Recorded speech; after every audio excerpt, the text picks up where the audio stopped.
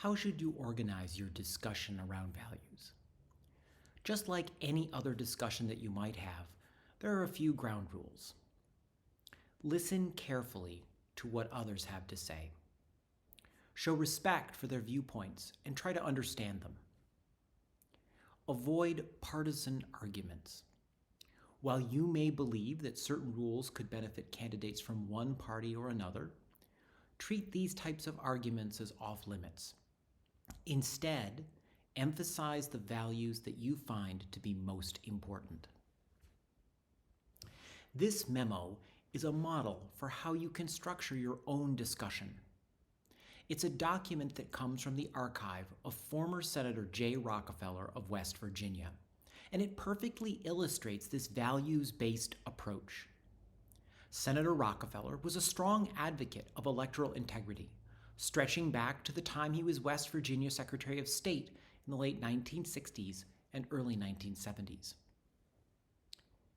He carefully approached policy decisions when he was a senator and had his staff gather different ideas about legislation so that he could weigh his decisions carefully. This memo is an example of that process. It's for an amendment on an election bill. As you can see, the amendment would have allowed election officials to remove registered voters who had not participated in an election in the previous 4 years. The purpose of the amendment is to enhance security, to make sure that people who should not be voting, maybe because they moved or they died, get taken off the rolls.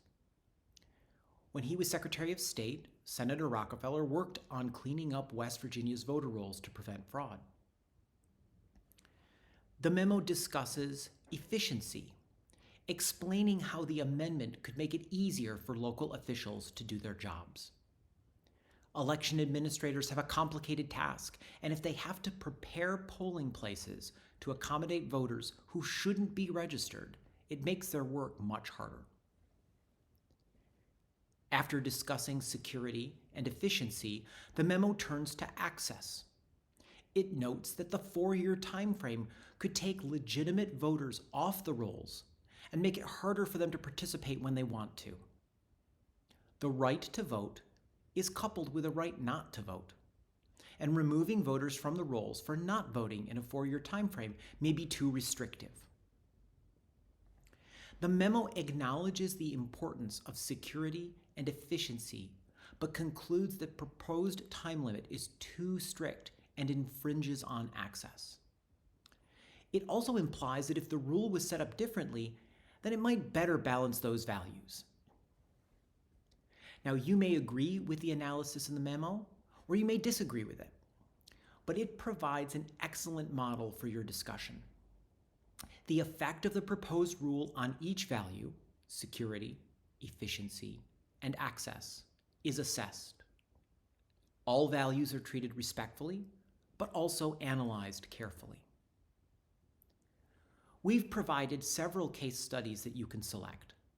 No matter which one you choose, you can frame your own discussion around these 3 values: security, efficiency, and access. Each of the case studies has a series of questions for you to answer in your groups.